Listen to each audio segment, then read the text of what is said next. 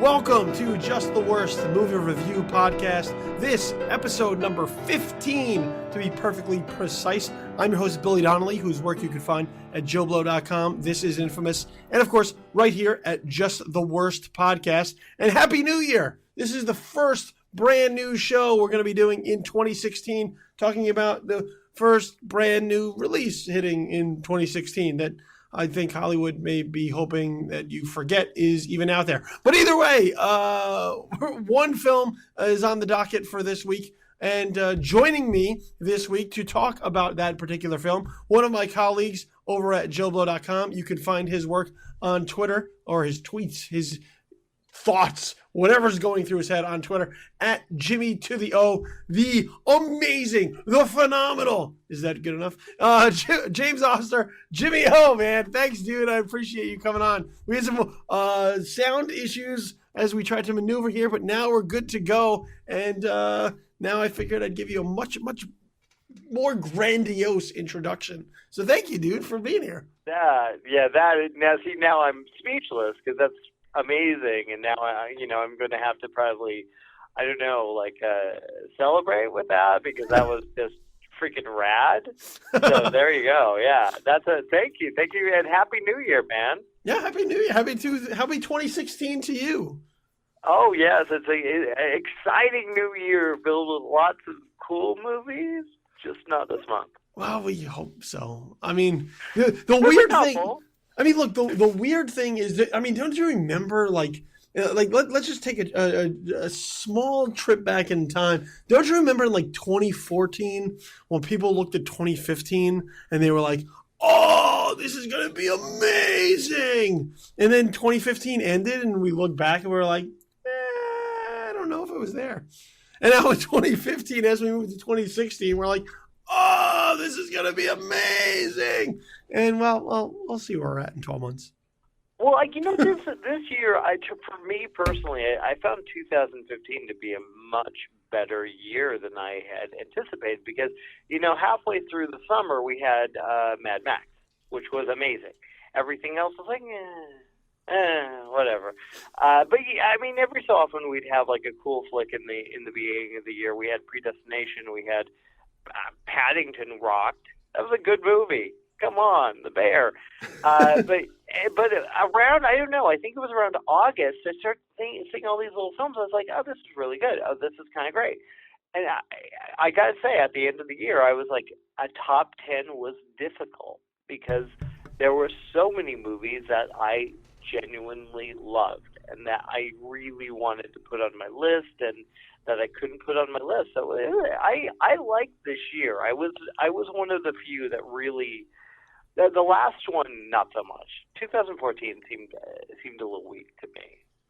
Well, see, the thing with my top 10 is I found my top 10 to be incredibly top heavy.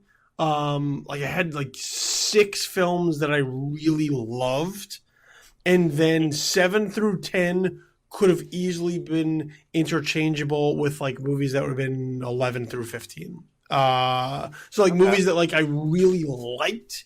But and I said this on my last podcast, which if you haven't heard it, you could go back and listen to. That would be I think Just the Worst Podcast episode number 15. That was my year-end show. So if you missed out, shame on you. But as I did that and I formulated my top 10, 1 through 6, I was pretty solid on. Those were pretty concrete, and there wasn't a lot of movement.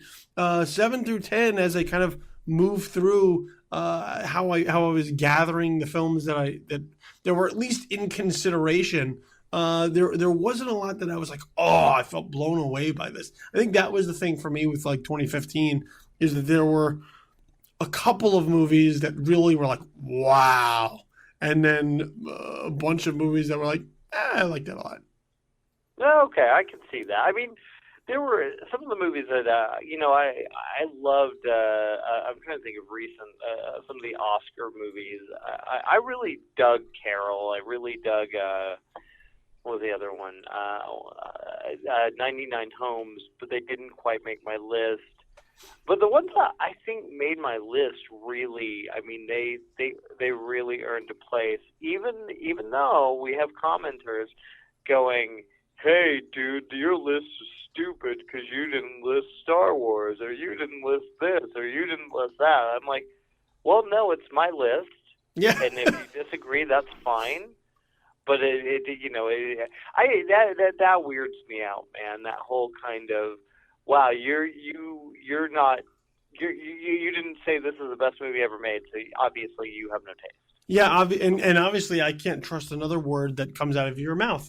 I love that one. That's one of my favorites. Yeah, you said this one thing that I disagree with, so fuck your opinion. I'm paying no attention to you from now until the end of time. And look, and that's the thing when it comes to top 10 lists. It's a personal thing. Like, there is no objective way to look at this and be like, oh, in the overall spectacle of cinema, these handed down from God himself are the 10 greatest films of 2015. Like, it doesn't work like that. It works that everybody watches movies. Well, I will say Mad Max, yes. Everything. But and people have a hard time wrapping their head around that every list is personal. So even when people say, they're not the 10 best movies of 2015, they're my 10 best, or they're your 10 best. And when people go, oh, but what about this movie? I go, yeah, I considered it. It just didn't make my 10. So, and people seem to struggle with that idea that my top 10 is not their top 10, even though they're perfectly within their own rights to have their own top 10. Oh, look, I don't care if you're, look, okay, there are certain movies that, if my list consisted of, say, like, okay, number 1 was Alvin and the Chipmunks, number 2 was Pixels, number 3 was, 50 Shades of Grey. Sure, there would be kind of questions as to your taste, but hey, if that's what floats your boat, if that's what rocks your world, then hey, good for you. If I'm all for that. I'm all for that, and because it's very subjective. Art is subjective. I had a huge conversation with one of my friends today, who he absolutely hated The Hateful Eight, and I loved it. But weirdly enough, we were able to have a conversation about it without telling each other to go, F ourselves. Yeah, so it's strange. It's weird. Yeah, I mean, I've had this this conversation with people before, and my theories on it are just like, people. It's not my job to validate your opinion. No. You can like whatever it is that you want to like. The movie that we're going to talk about today, The Forest, starring Natalie Dormer. If you are really into that movie, by all means, that's up to you. If you're not, once again, by all means, that's up to you. We're going to discuss it as far as our own opinions are concerned, but however you respond to it, that's on you. Like, just because we may agree and or disagree with you does not invalidate your point of view in any way, shape, or form.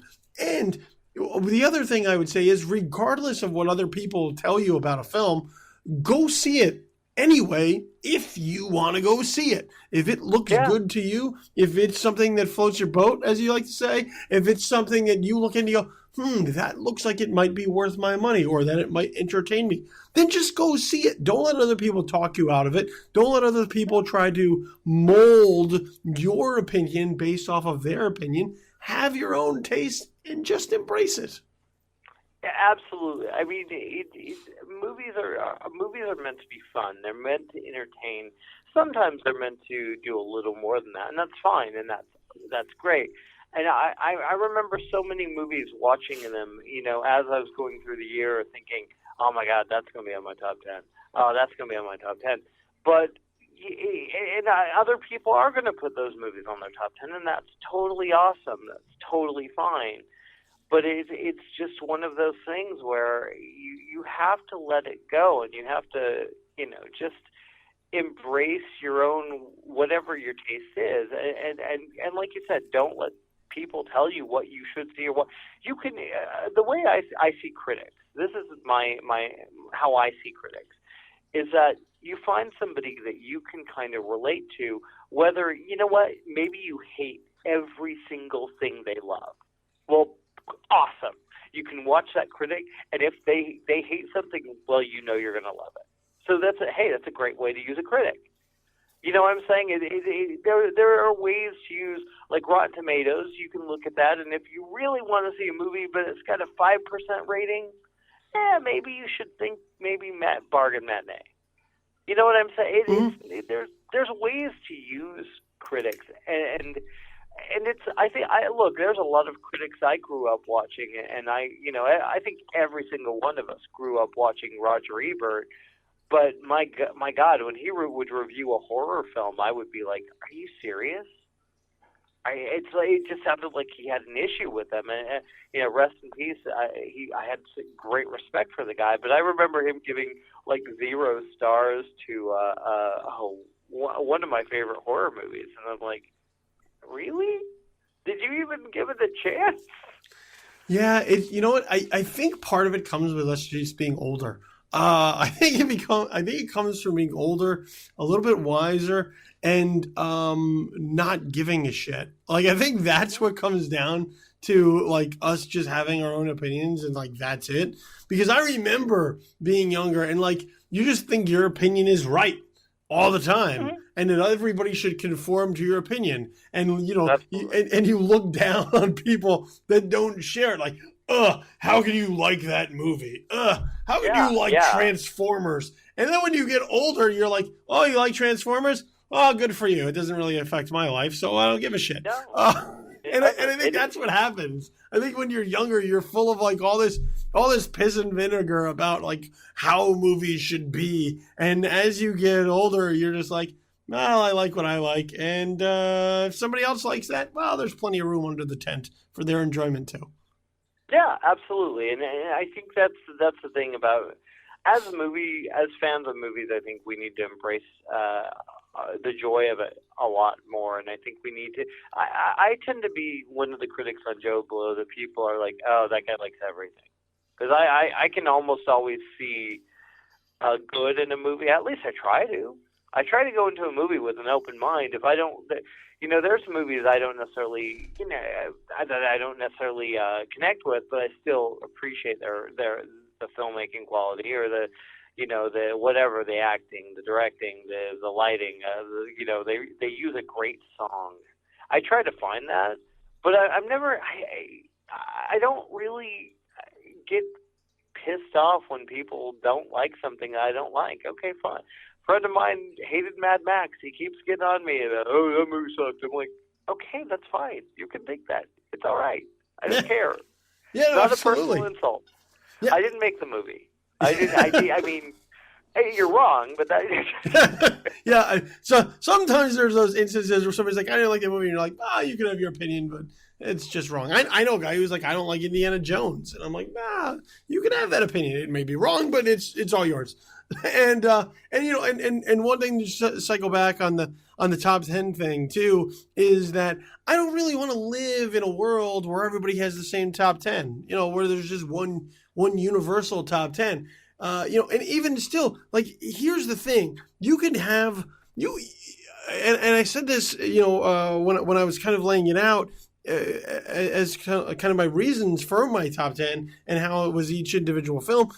Everybody is going to approach movies differently. So even if you have the same 10, are they going to be in the same order as somebody else? I don't know. And I think it'd be extremely unlikely to find two people who have the same 10 movies in the same order for the exact same reasons.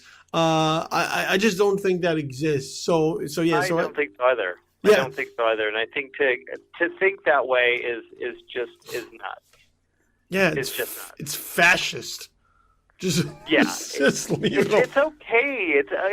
We have to get out of that. Yeah, you're like, even with the Twilight movies, I wasn't a fan. I know you were. I know you're a big Twilight guy. Oh, you know it. Listen, the last one I found somewhat entertaining. Oh, I will admit to that. Did you really? I didn't have to review it, so I did not see it. The last one is kind of batshit crazy. And I'm part two of Breaking Dawn. Yeah, was it Breaking Dawn, Breaking Wind? I don't remember. Part two is batshit crazy, and I can appreciate that. The other ones are what they are. But back to your point about Twilight. Okay, cool.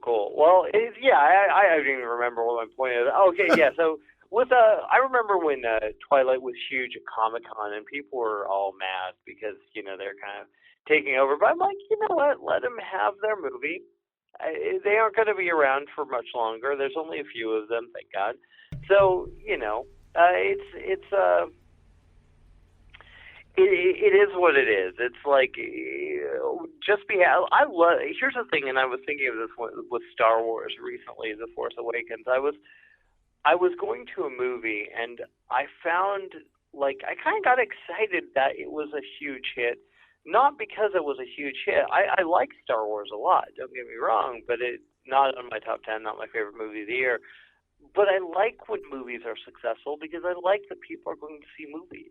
Yeah. I like the fact that you have that option, and I like the fact that Quentin Tarantino is doing this whole 70mm roadshow for Hateful Eight because it's honestly just a pleasure to have that experience again. So I'm glad when people see movies. It's exciting to me. I wish they'd lower the ticket price, but it is what it is, and I think that I like that. I like that going to see a movie is an event, and it's an exciting one, and whatever you're looking for. As a kid, I used to see all kinds of movies, everything. I used to watch classic movies, and I love movies, and I love the fact that when something does well, other movies kind of. A lot of times, not always, but a lot of times they make money because of it. And I think that's great.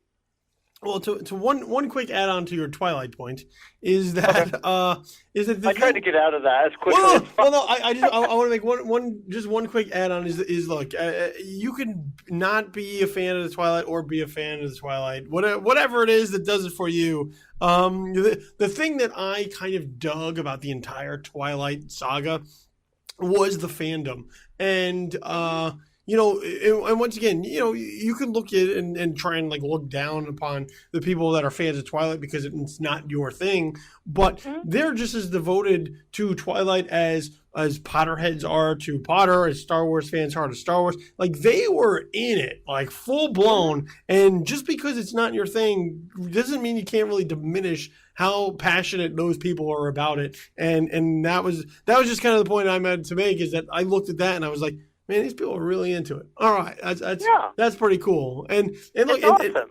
And the thing, and it's funny that you mentioned the two films that came out towards the end of the year, Star Wars: The Force Awakens and The Hateful Eight, is because they did have kind of an event feel to it. The second time I saw Star Wars after it opened. The first time was during the press screening that they held earlier in the week. So there was just that media, that press kind of feel to it. You're watching it. People were just kind of scattered, to keeping their thoughts to themselves.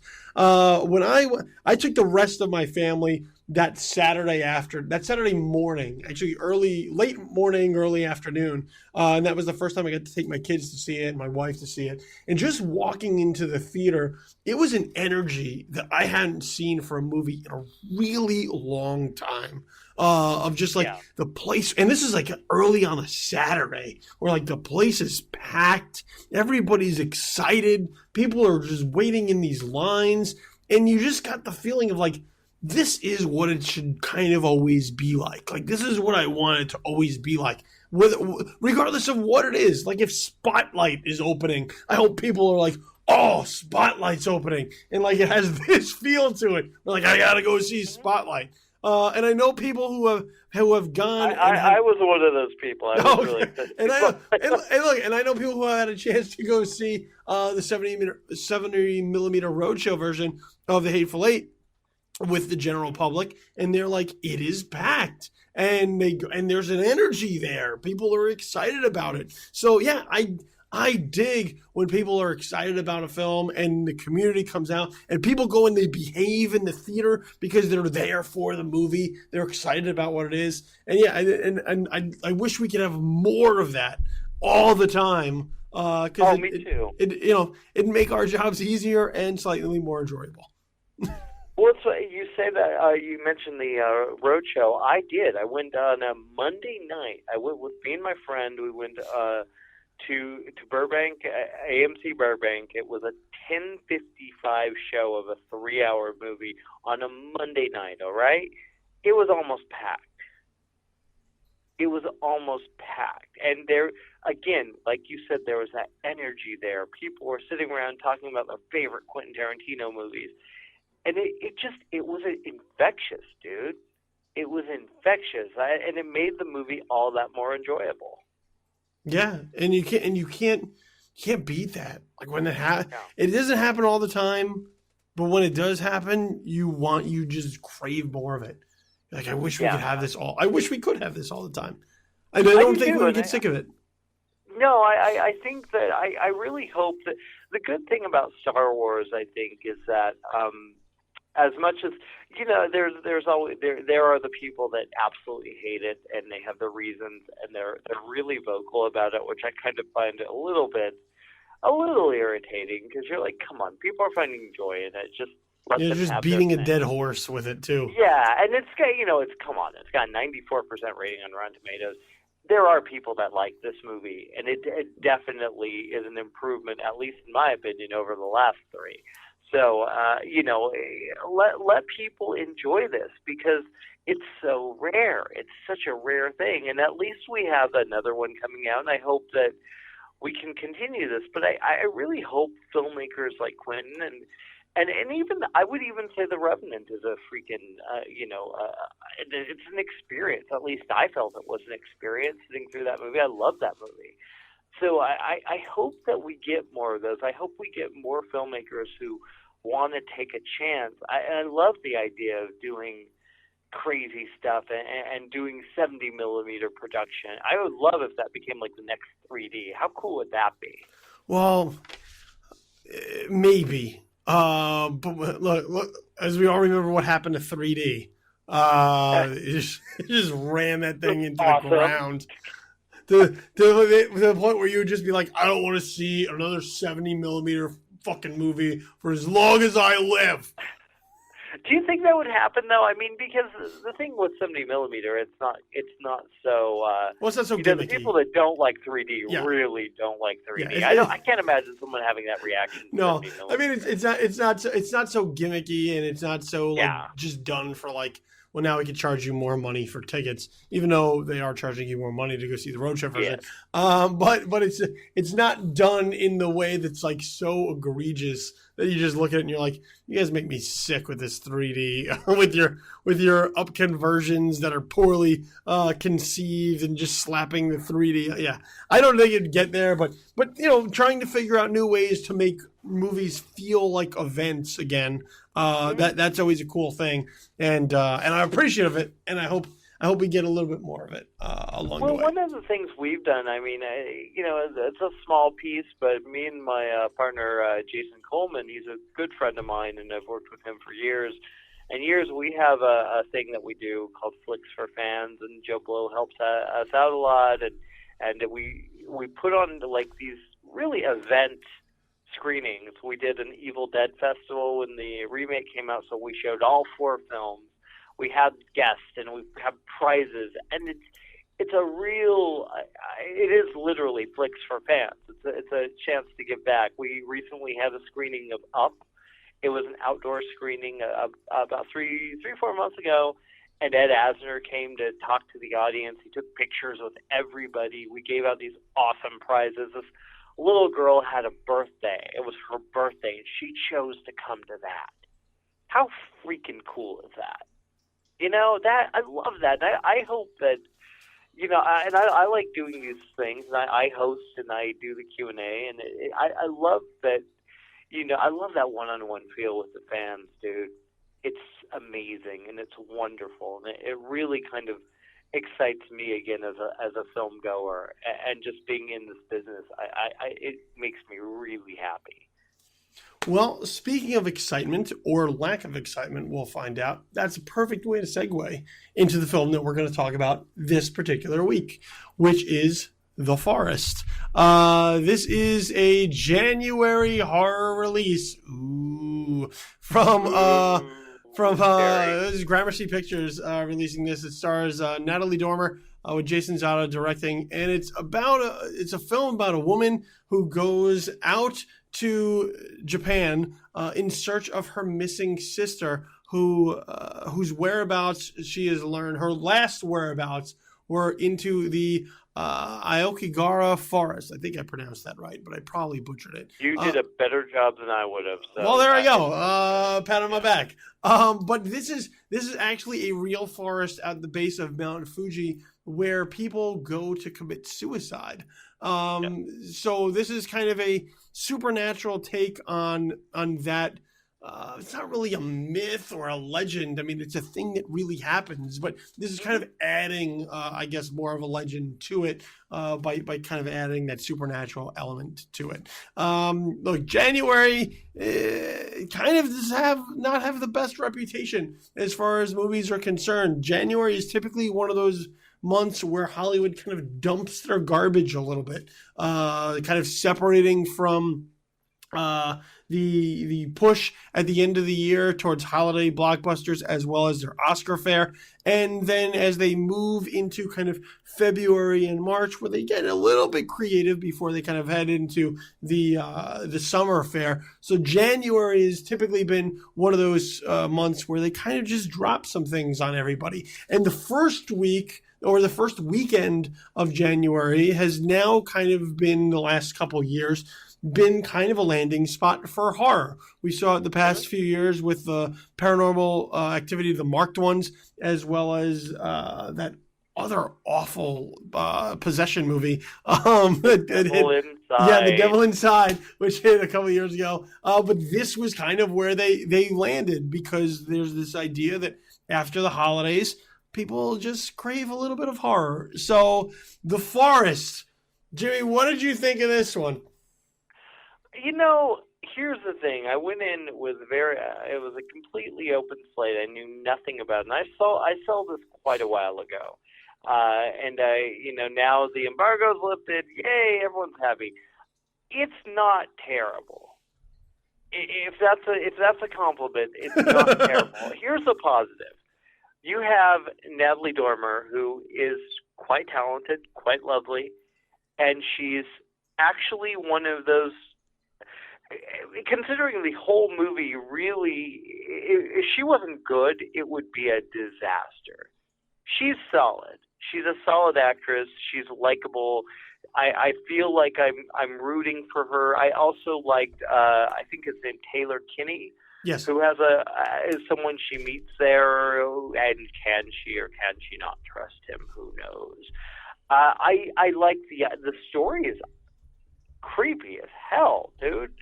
I mean, the idea of this real place where they actually have to send people out to collect the bodies of people that kill themselves. That's freaking scary, right? See, I'm saying freaking instead of the other thing, so I'm trying to be good. There's a lot of really interesting elements. The biggest problem is it really doesn't know where it's going. It kind of just meanders, much like she does in The Forest. And you don't feel it's somewhere between a psychological and a supernatural, which I genuinely like, but it kind of fell short because there's no real scares here. This is a PG-13 horror movie, and it's there's no gore, there's nothing really terrifying. It's just kind of like, oh, okay.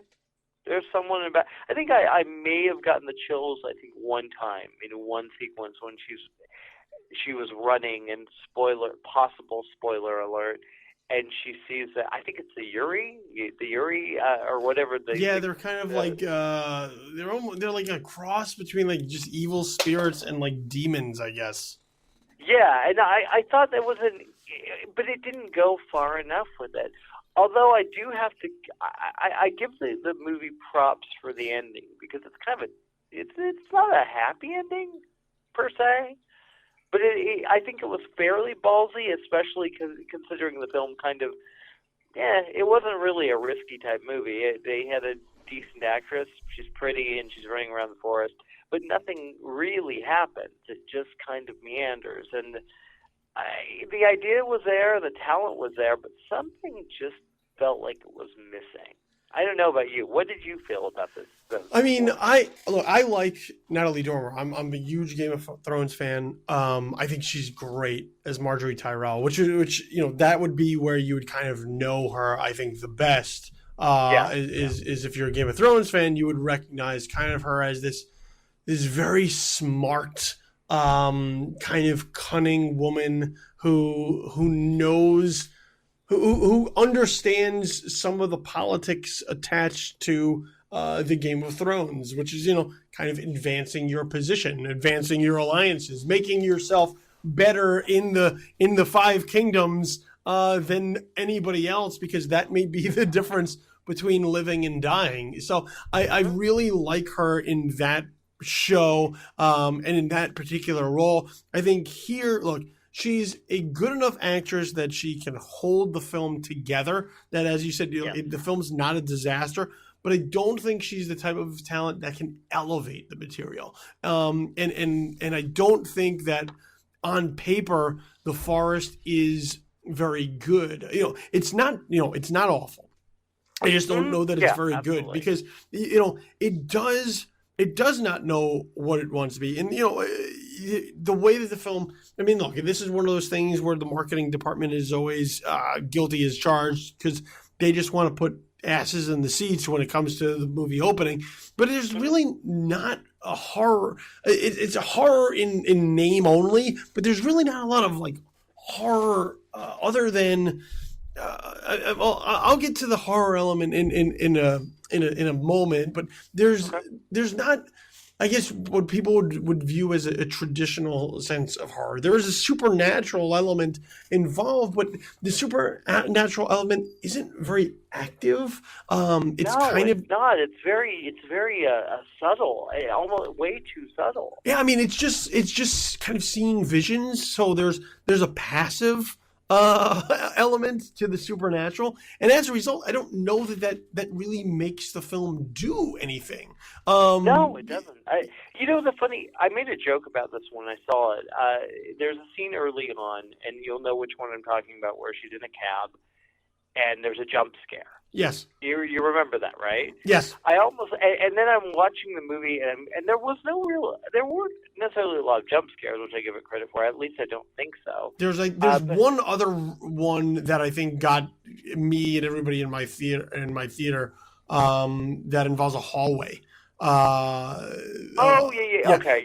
Which once again kind of really comes out of nowhere. Like it's a good scare in the moment, but in the context of the movie, it makes no sense for it to happen, other than to try and feed off of kind of the creepiness, but it doesn't really have a place in everything else that's going on. Mm-hmm. And I almost wanted to see, I'm watching that one scene, and I'm just almost like, it would just be funny, and this was my mind during the film, so that's not a good sign, is that I'm thinking, that'd be funny if every 5 minutes that jump scare happened again, that dude just popped out. I think that would be a more interesting movie, just because it'd be like, oh, there he is again. It felt like you should have had everything there. For my God, it's called the Suicide Forest. How freaky is that? It felt like a missed opportunity to do something really, really spooky. Yeah, and it doesn't really take it up on any of those possibilities. There's and on top of that, there's this idea that her sister and her are twins, so they have that weird twin connection that mostly only exists in movies, but not so much of a basis in real life, where like the twins can kind of like feel, each other. If something good happens or something bad happens. Well, it depends on the movie you're watching. Are you talking about that porno? Touching each other? Because just kidding. but that's their thing, is like they can kind of like sense like what's going on with each other, and I think that that is something that's only kind of introduced when it's convenient for the film. They don't really do a lot with that concept either. Where I do think the film kind of does touch upon some horror, and this is one of the places I can kind of credit the film, is that, and this is one of the things I liked about the film the most in kind of an otherwise bleak landscape, is that really what the film is about isn't so much this woman venturing into the forest to try and find her sister. Really what you're watching is kind of the descent into madness of a person, and kind of the mental, just a mental breakdown, like a psychological breakdown of a person. And I think in that respect, the film does those elements rather well. I wish it would have kind of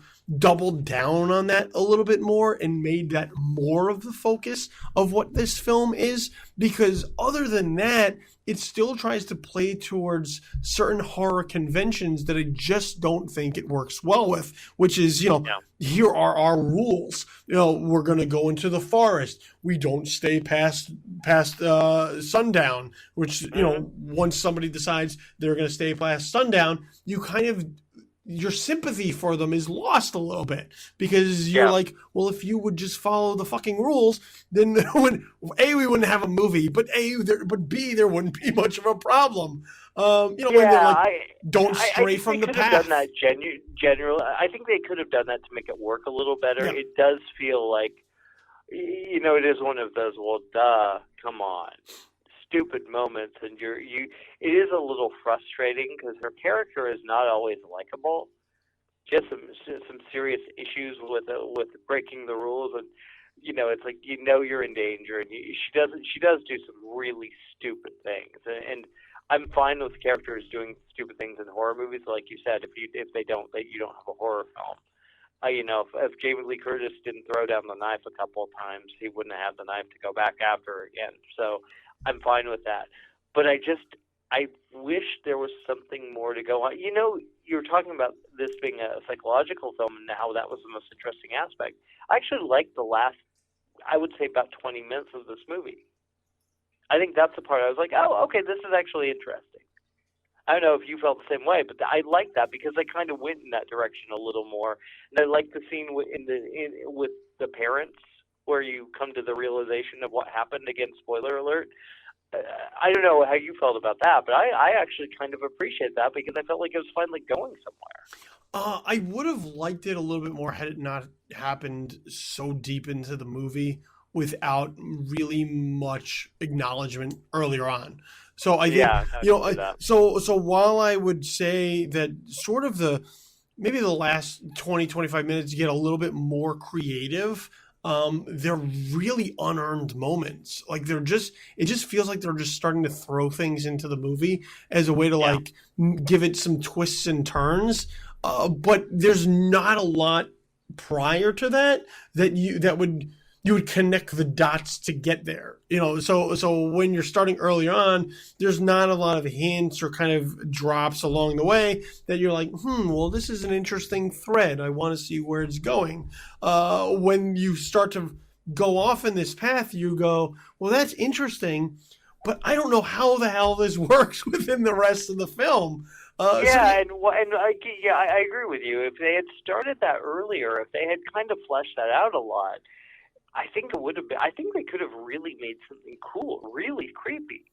But it doesn't really know where it's going until the last 20 minutes, and they're like, oh, well, we're going to do this.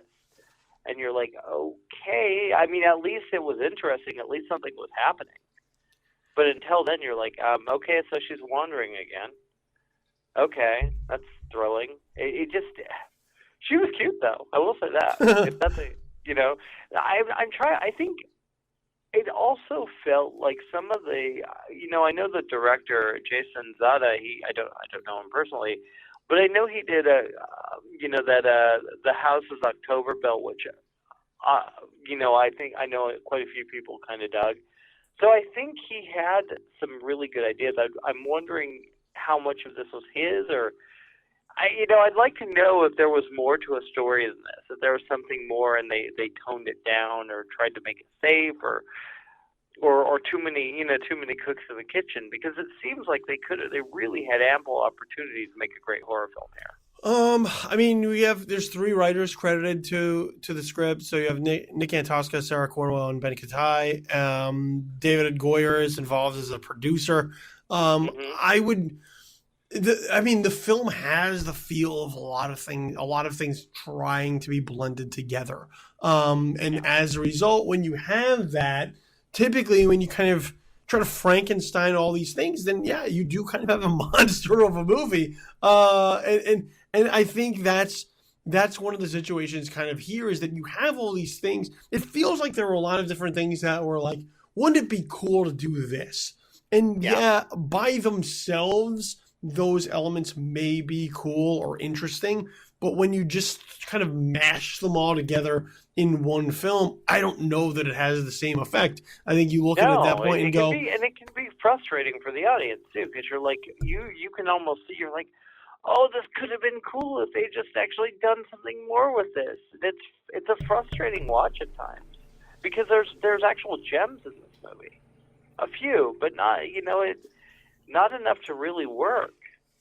No, and for me, I'm at the point now where I think I speak for a lot of people, which is that stupid actions in a horror film or a supernatural film or whatever are less forgivable at this point, because we've seen it happen so much. And I think I think horror has evolved over time, and there is a lot of smart horror out there, smart supernatural things. So, and people who try to approach it from a much more intelligent vantage point, as far as like, well, how do we make this interesting? How do we make this thought-provoking? How do we make this challenging? Because I think people expect more from what we're making, because they've seen the same thing. Horror is a tough thing because, you can't, there's certain conventions that work,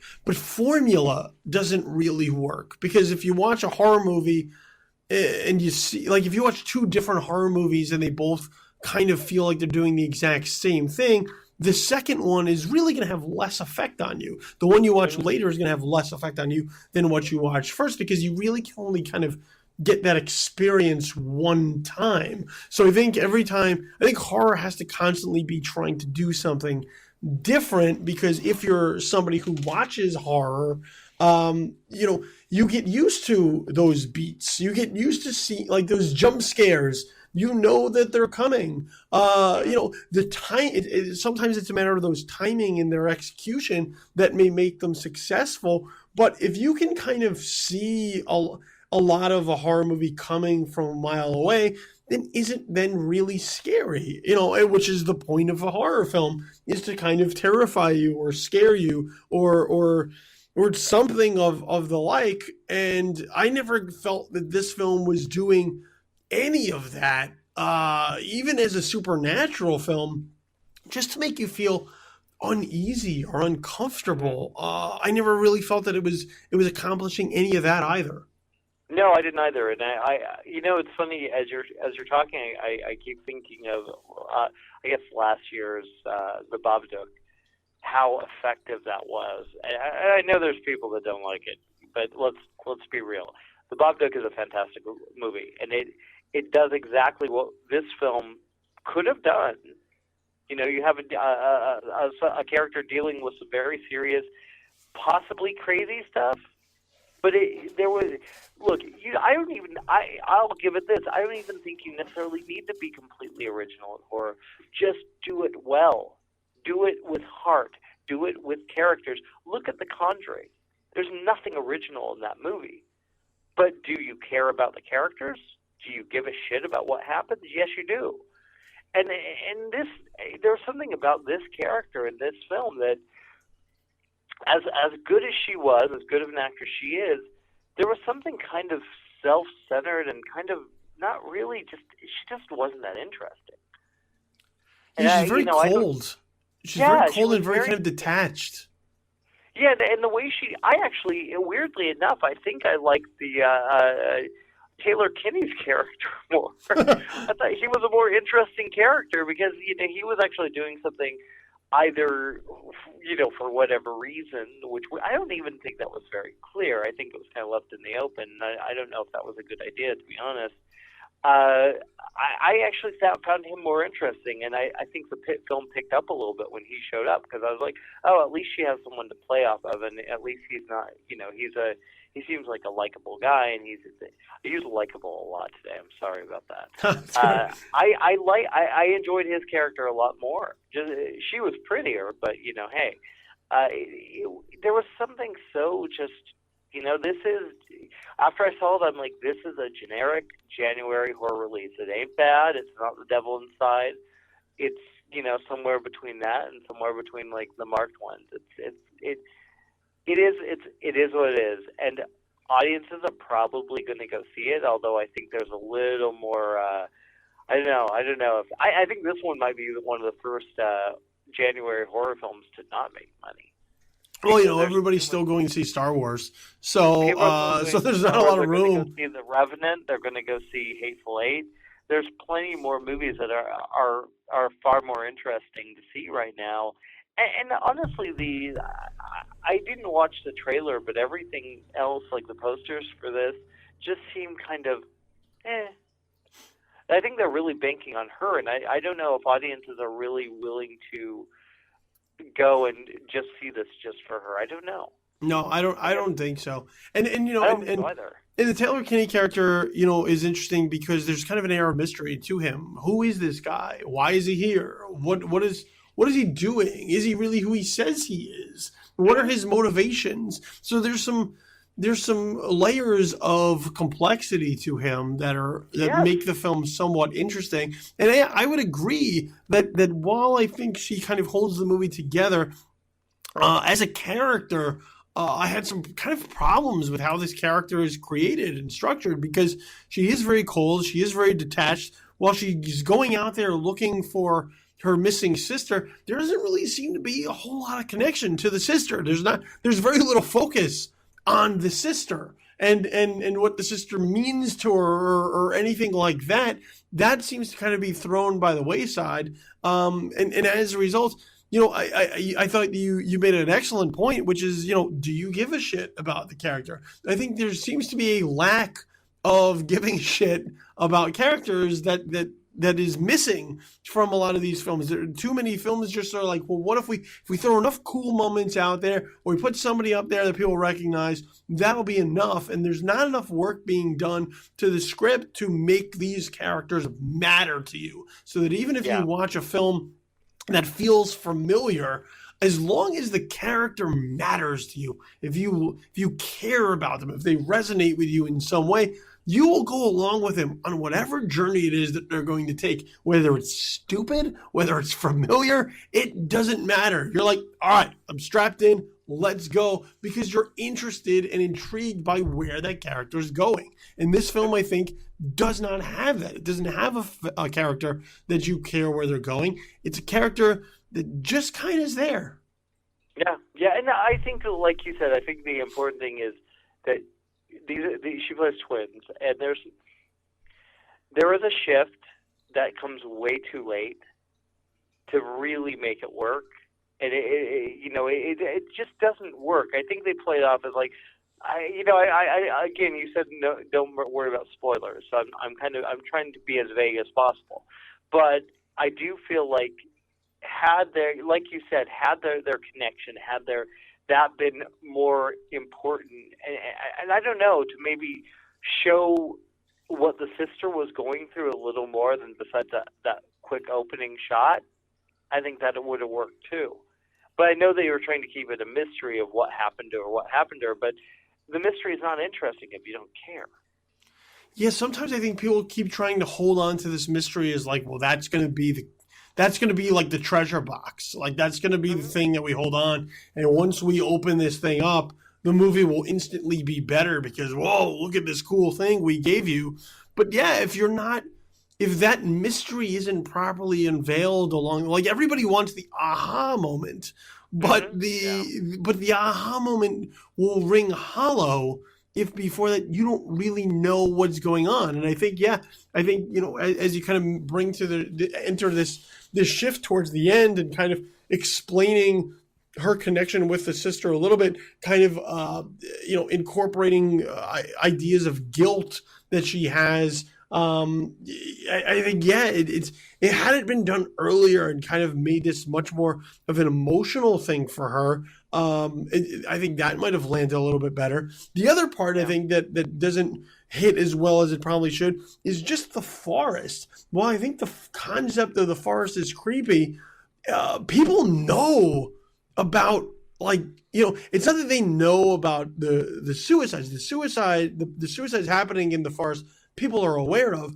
People seem to know more about the backstory and the legend and the idea that the forest is going to mess with people, that I think also takes away some of the elements of danger, but also incorporates the stupidity of her actions. If this is just something that I think happens to her, that she's not familiar with or kind of is in the dark on, I think it makes it a little bit more terrifying if all of a sudden you're walking through the forest and you start seeing Japanese schoolgirls or weird ass decrepit and decomposed bodies, as opposed to if somebody's the forest is going to show you awful things, and then you kind of know that it's coming. It told you a whole lot about what was going on, and I get it. It is this forest is a place of this is something that really happened, so we do know about it. But I agree with you. Have her play a little less knowing, and I think it would have been a little more impactful. Yeah, it's hard to get on board with somebody who just doesn't heed warnings. Yeah, she doesn't care. She just doesn't care. And I'm after a while, I was like, well, I don't care about you either. My claim. They just go, they're just don't stay past sundown. Don't leave the path. Stay by this tent. And every time they establish a rule, she just goes, fuck that rule. I'm going to do whatever I want. And then bad things happen to her. And it's hard to be well, I'm not trying to victim blame, but had you followed those rules, you might have been better off. It was really tough to root for her. It was, I'm watching this movie. I kind of wanted to like it because it was such an interesting idea, and I wanted to be moved by it, but I just kind of was it's not the worst movie ever made, but it feels like it just doesn't try hard enough. I mean, there's got to be a scare, and I know Gus Van Sant's working on a movie that's based on this forest as well. And but that's another PG, and it's Gus Van Sant, so it might be a weird art house movie. I don't know what he's going to do with it. But it was a real missed opportunity. There was something here. There was a really scary story that could have been told, and this isn't it. No, it's just kind of bland. It's just kind of it's mediocre. Is probably the best way I can describe it. I mean, granted, like I said, I think there's some interesting things there as far as psychological breakdown, and I can look at that and say, oh, well, that's interesting. I like what they did there. I found that to be interesting, but I don't think it carries the whole movie, and I don't think they do enough with it to make it a solid basis for a movie. They kind of try to straddle the fence a little too much to be a little bit of everything, and as a result, they're kind of nothing to anyone. Mm-hmm. Yeah, it's for me, it was that last 20 minutes that actually was okay, there's something here, but it wasn't. You can't just throw it on at the last 20 minutes and expect people to get on board with that. Yeah. You have to want to get there. You have to want to enjoy the ride up until then, and up until then, I was just she's not a bad actress. I kept kind of critiquing, she's pretty good in the scene, or this is interesting, whatever. But I was never fully invested in it. I was never scared. I was never. This should have been a really atmospheric, scary movie, and it's just not.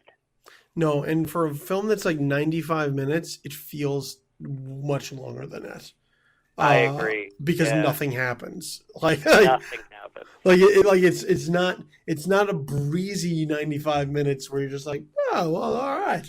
It's 95 minutes where you're It was that. Are you shitting me? It was 95 minutes. I felt like I was there much longer than that. Yeah. Yeah. I completely agree. I mean, it's I don't think even I don't even think audiences are going to be seeking this one out. I just look, Devil Inside was probably one of the worst movies of the last decade or two. I mean, it was bad. That was awful. It was awful. This is not even near that bad. It hasn't something there that if this were on Netflix, and I was streaming it, I may be like, oh, it's kind of cool. I'll just watch this for a bit. That was really my reaction to it. But enough to really, I think this one, I don't think it's going to find an audience. I really don't. No, I think it's just going to be one of those ones that kind of shows up and it's there, and then it leaves, and then we really never talk about it again until like the next season of Game of Thrones comes up, and we go, oh, wasn't she in a movie? I didn't see that one. But we saw it. I do think, we saw it. I do think that she actually proves that she can hold her own, and she is good. I don't want to knock her too much. The problems weren't necessarily her. It was I just don't think the role was terribly well written. So it's again, mediocre is really the perfect description of the film. It's very mediocre. Yep. So there you go. That's two pretty solid no from both of us. With mediocre being the consensus on The Forest. So, I mean, look, if you look at The Forest and you go, but I want to see it, by all means, go ahead and see it. But I think once you emerge, you might wind up agreeing with us that you're like, just didn't do it for me. So yeah, you won't get lost in this one. No, not at all. It. Not at all. So there you go. Like I said, only one film to talk about, and I am actually surprised we talked about it to this great length. But we did. Me too. But we did. We somehow managed to get a lot of mileage out of The Forest, which is probably more mileage than you're going to get out of The Forest if you go in there. So hopefully you dug the show. Hopefully you dug this episode as the first one of 2016. So, dude, before I let you go though, JimmyO, let everybody know where it is that they can find you out there on the interwebs. Of course, I'm on all the social media. I'm on Periscope. I think I'm JimmyO or James Oster, one of those. I'm on Facebook as James Oster. I'm on Twitter as JimmyO. And you can find me at Flicks for Fans on Facebook. And right now, I want to add, I'm co-producing a film called The Harvesters. So you guys can watch it, and you guys can go, hey, that sucks, or hey, that's awesome. But I'm really excited about it. It's a great script. It's by a friend of mine, Nick Sanford, and it's creepy. And we're going to be doing a crowdfunding, and we'll be announcing more information soon. But please, please, please like us on Facebook, The Harvesters. It's pretty awesome. So yeah, that's where I am. And of course, JoeBlow.com and ArrowInTheHead.com. Well, fingers crossed that it's better than The Forest. I guarantee this. I'll be on. I read the script and I was like, oh my god, this. It has these elements of like two of my favorite horror films, and I told I told Nick not to watch these movies until he makes the movie because it's not like it, but it kind of. I was reading the script and I'm like, ooh, there's elements of the fog and the howling in this, and I got all excited. So I was really really happy to be a part of it. And I'm, here's hoping we'll kick some butt and make a really awesome horror film that people can dig. I know what you did. You watched The Forest, you read the script, and you said, better than The Forest. Let's make it. Yeah.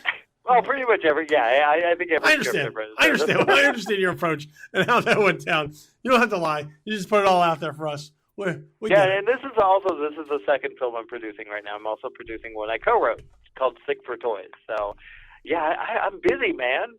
I'm freaking busy. Well, it's better than not being busy and sitting around going, I wish I was busy. So you got that at least going for you.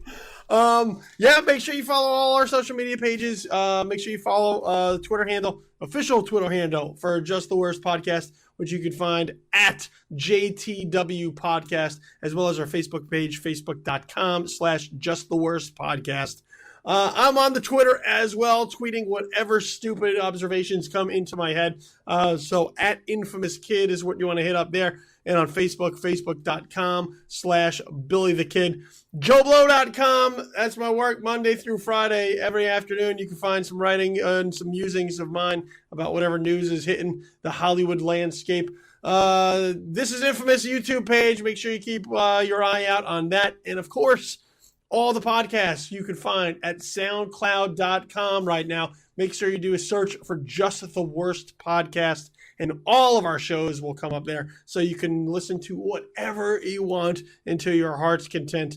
And I know we're still dealing with a hack on the server, so all the other feeds, RSS, iTunes, and Stitcher, those are still in the works. I know everybody's like got hammer and nails in there trying to work it out, but that will be going soon. So in the meantime, SoundCloud.com, that's where you hear all of the shows. Other than that, that was it. So we're talking about The Forest this week, which got a pretty resounding no from both myself and my JoeBlow.com colleague, James Oster, better known as JimmyO. So I want to thank you, dude, for joining me on the show this week. It was a pleasure. Thank you so much, man. I had a blast. Make sure you follow him at JimmyToTheO on Twitter. And look, Happy New Year. Welcome to 2016, where hopefully we have a lot of good things to discuss on the horizon, or it's going to be a depressing year for this podcast. I'm your host, Billy Donnelly. This has been Just the Worst Movie Review Podcast, episode number 15. Find yourself a good one out there to watch. There's plenty of movies out there if you look hard enough. We're out of here. I'll see you next week. Peace.